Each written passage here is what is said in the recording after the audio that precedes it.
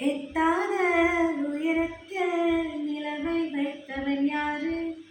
கையோடு சிக்காமல் காற்றை வைத்தவன் யாரு?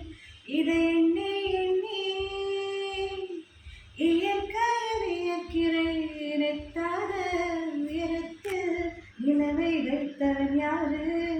விண்ணே, விண்ணே, காற்று அறியாமல் பூவை திறக்க வேண்டும்.